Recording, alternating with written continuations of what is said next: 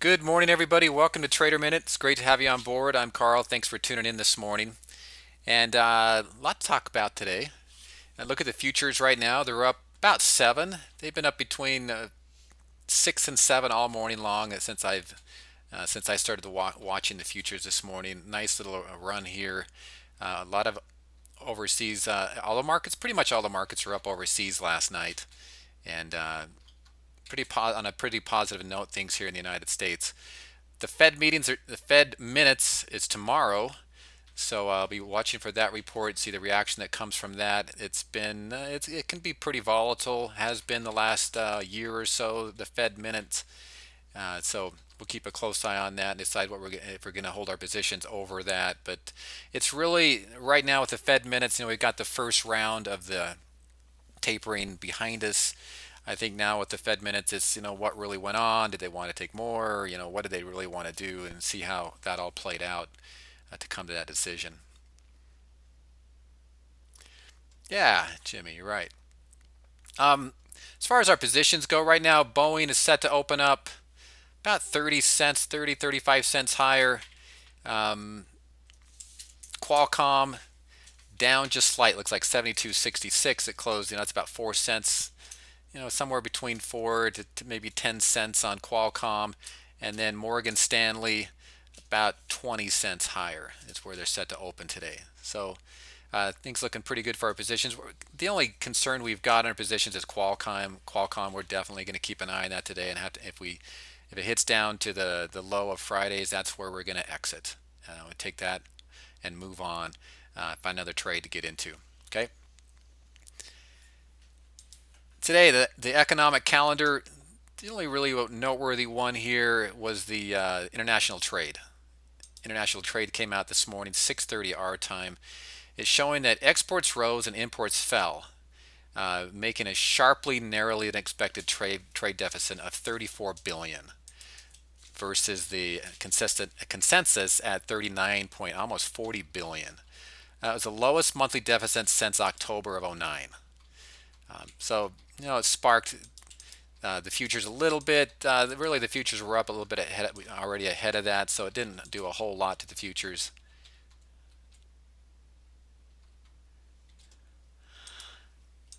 Okay, Cricket. Yeah, we're definitely keeping an eye on Boeing. Where the options expire next Friday, so that's something that we're going to definitely take a look at. We talked about that a little bit yesterday as well, how it's not really taken off like we want. So we're going to look into that today and decide what we're doing. Again, ahead of the Fed minutes. We'll decide today or tomorrow before the Fed minutes if we're going to hold over that type of announcement. It's not as big as an announcement this time as it was last time, where the tapering. I'm sorry, not the Fed. I keep making Fed decisions, Fed minutes. It's. I don't think it's going to be as big as deal as the last time, but we'll make a decision we want to hold. But I hear you, Cricket. Thanks. So some of the things going on out there today, well, as everybody knows, but the Senate, it wasn't a big deal. They affirmed Janet Yellen as the next Fed chair, the first woman in its 100-year history. She's going to take over starting February 1st. There are people the market's already starting to listen to her and not as much on Bernanke because, she's the future of it. Man, there's a lot of upgrades and downgrades out there in the markets today. It's pretty active in that arena. One of the bigger ones that we'll talk about in here, and we've traded in here before, is LinkedIn. They got a downgrade to a neutral from Bank of America as well as Merrill Lynch. So two of them came on, downgraded LinkedIn to a neutral. Price target lowered down to 240. So we'll have to look at LinkedIn, see how that's going to open up today.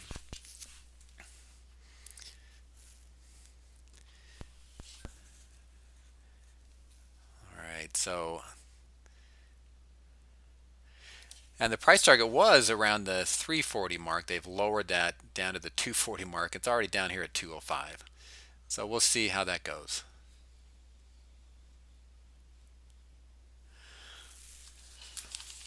A couple other ones as well. The gaming stocks, right? Wynn, Las Vegas Sands, and MGM, they got upgrades. The estimates raised over at Nomura. Morgan Stanley specifically upgraded MGM and called it one of the stocks, one of the strongest gaming stocks to own this year. And then Google, we looked at Google yesterday and it had a nice looking chart. Wanted a little bit more confirmation on that. It got a reiterated buy and a price target raised to 12.20, and they called it a must-own stock of 2014. It's one of those higher dollar stocks, but man, it's just been on fire, and it looks, where's it going to stop? It's a good question. Where's it going to stop? And that high dollar stock, typically most stocks, back in the day, most stocks when they'd get to $200 to $300, they'd split. But now there's stocks that the splitting doesn't seem to be the thing anymore, especially for tech stocks. That Apple hasn't split for, I don't remember the last time Apple split. Not Facebook, but Google, they never split. So we'll see if they ever happen to do that. But it's interesting to see these things, how far they're going to go. All right. Now, a couple of the healthcare stocks. Humana got downgraded to a sell at Deutsche Bank, stating the weaker growth forecast. And then the United Healthcare, UNH, they got an upgrade to a buy at Deutsche Bank. So we'll see how that's going to affect United Healthcare. Yesterday they were down quite a bit during the day. It was one of the top 30 from a couple days. I think it was on last Friday, Thursday or Friday, and went down yesterday, but got a little bit of an upgrade today. So the market's just opened up.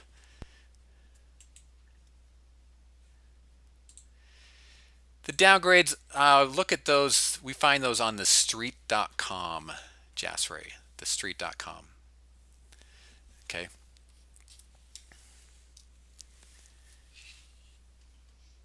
All right, well, let's go around and look at our positions. First of all, let's look at the market, see where it's going to open up. Okay, open up about just under 5 points. The market gaps up a little bit.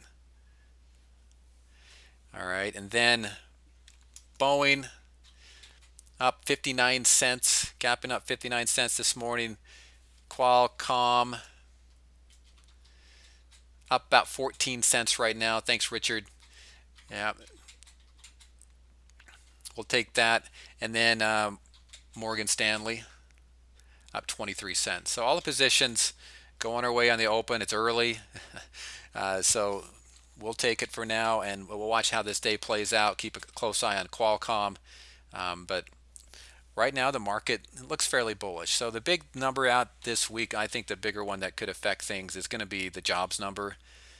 But at this point, with tapering out of the way and stuff like that, I don't know if it's going to have that much of an impact. I mean, the numbers are really going to have to be extra good or extra bad to get a good reaction. The market doesn't have a lot of direction right now. The same with the Fed minutes, but you never know. Never know. In the past I thought, well, reports they're not going to they shouldn't be that big a deal, and all of a sudden they come out hot one way or the other, and it is a big deal. So we'll just have to see how the market reacts to these reports as they come out throughout the week. All right, let's look at yesterday's top three. Facebook, top two, up about 46 cents right now. 46 cents in Facebook, and the other one was Goodyear Tire, and it sold off a little bit last night into the close. It's up 7 cents. Okay, now I've got a point. This was not a top three. This was one of my runner-ups, and this is Constellation Brands. This was a TrendRider bear signal yesterday. And it's a stock I found right before I went on the air with my top three, and it's one that I failed to look at the earnings date on, and they announce earnings tomorrow morning. And so I would not hold this tonight, but let it play out a little bit. I wouldn't get out right on the open here. No need to panic unless it starts moving above the 7. But watch it throughout the day and see if it can come back down here.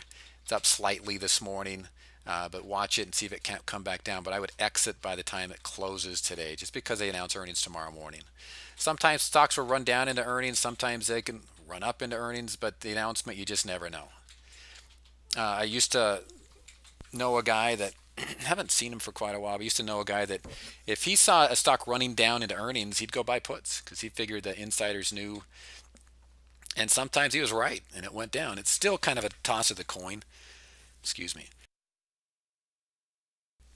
because I've seen him run down into earnings and then gap up big, or run up in earnings and gap down big. So you just never know when it comes to that. And us, we don't do straddles typically.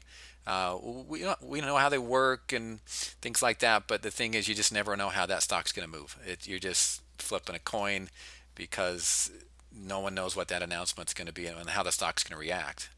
They can announce phenomenal earnings, raise guidance, and still go down. Some of the billionaires can sell into a great earnings announcement, like happened last year, and knock the stock down. So you just never know. We'll always, for us, whenever a stock gaps, we always let it settle down for a little while, and ahead of an earnings announcement, we'll get out and not let anything ride. Occasionally, on we got some profits, we might make an earnings trade, but it's pretty much an all or nothing. With and we narrow our risk by putting much less into the trade.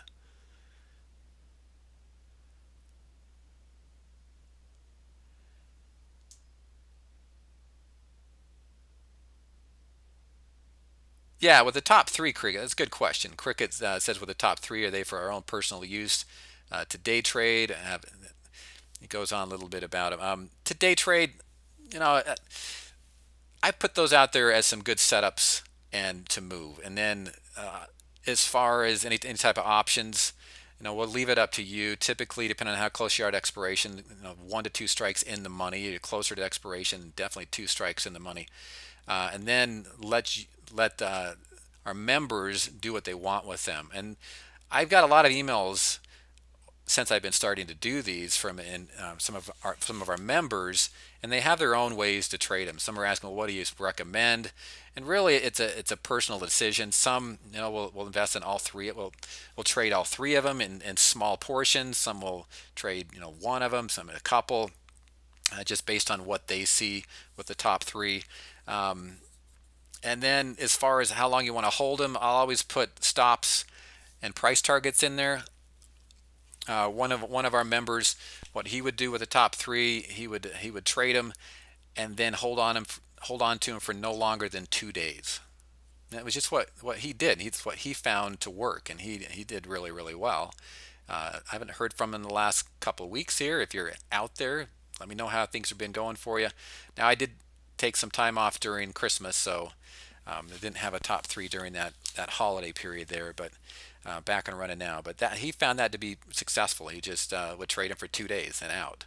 As far as day trading them, I don't do a lot of day trading with them, but it's not that's something you want to do, then it's a personal decision. But yeah, it's setups that fit our vibe and trend rider templates, and it's ones that I feel would likely move in the direction that I'm calling it, like a trend rider bull or a bear, things like that.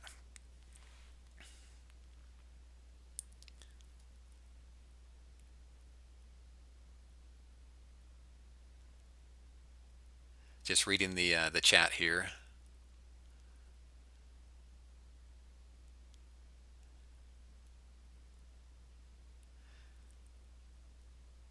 Yeah, yeah, Richard. Yeah, that I've seen that a lot over the years, where stocks will come out, announce good earnings, and it even goes up, and they can get downgraded.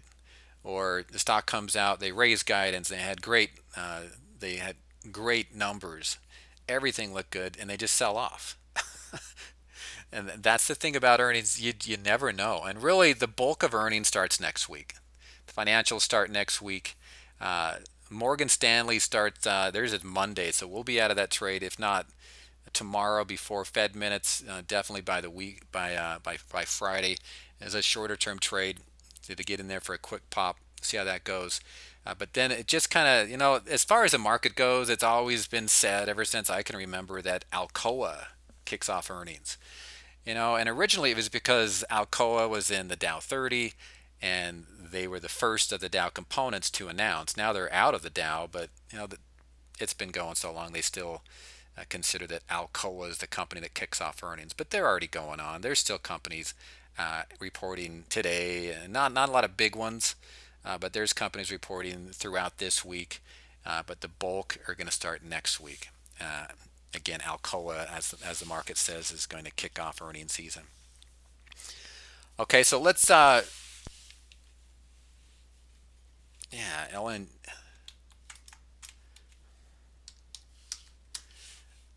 LNG, Cheniere Energy. Yeah, nice gap here. Like to see if any type of news on that. Thanks for pointing that out, Matt. Have to see what there was. A lot of times when you see those big gaps like that, there can be news, but have to look into it. It's so early, I don't see a lot of volume there yet, but I want to run over and check on Google here.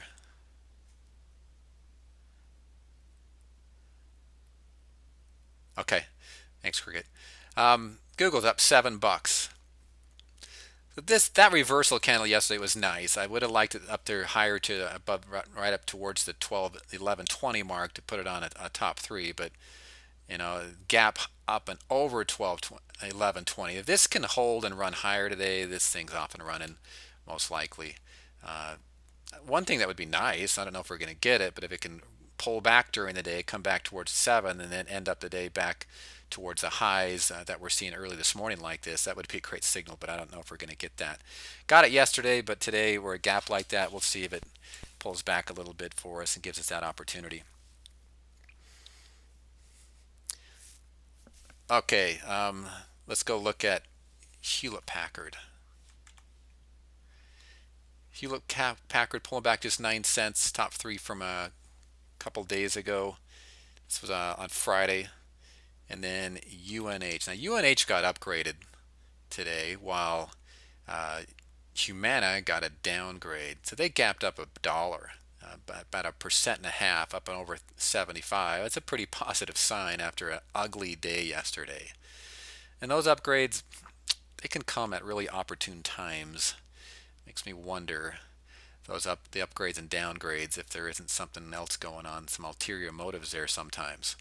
Uh, that's the market. You see it all the time. Johnson and Johnson is one I was watching yesterday. Had a decent signal, gapping higher. They got upgraded to an outperform over an RBC Capital. So another one with a nice upgrade, and stocks gapping and running.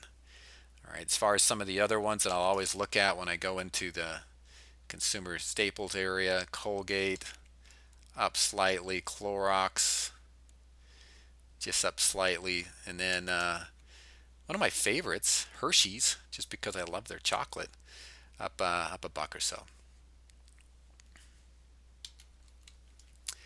Netflix, yeah, Netflix got downgraded by Morgan Stanley to an underweight today, down 4%. Ouch. So this is one to watch.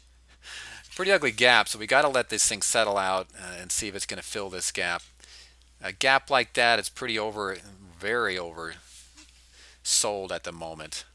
So let's see if this has any type of comeback today. LinkedIn, again, they were downgraded by Morgan Stanley. Sorry, LinkedIn was downgraded by Merrill Lynch as well as Bank of America. Same thing, gap down right to a big round number, 200, pulling back, coming back up a little bit. Max, I think you went out and got some calls on this morning. I'm not sure where you got it, but it's come back off the bottoms there for you. So you might get that oversold bounce. All right, so let's run back, look at our positions. Boeing up $1.15. Would love this to stay in this upper Bollinger Band like this, push up over 140 today. That would be a very nice positive for us. Morgan Stanley, it's pulled back a little bit. It's up 3 cents. And then Qualcomm, up 23 cents. So yeah, I'd like this thing to push up, get over the $73 level. That would be a positive for us. Okay, so we're going to let these play out throughout the day. If you have any questions, any comments like that, feel free to chime in on chat or drop me a line through email, and be glad to answer any questions and look at any stocks that you might have out there today. One of the stocks I wanted to look at this morning is KeyBank. this was one that I was looking at yesterday. Now we're in Morgan Stanley, so but yesterday when it had its nice run up here over 1350 was a great signal, but it sold off later in the day like that to drop with not one of the prettier. It's a gravestone there, not in the place you'd like to see it. I'd like to see it at a little bit of a higher run than just one day up like that. But sold off. I just wanted to see that what that one was doing. Another one was Bank of New York Mellon, Zion, some of the regional names.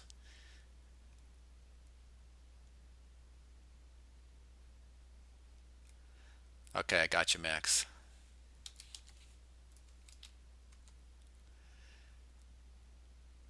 VRX, yeah, up almost 10% right now. Gapping and running. This is another one. I always, when I see those giant candles like that, I always go check the news and see what happened here. But that's wow, down big and skyrocket. Go check the news on that really fast.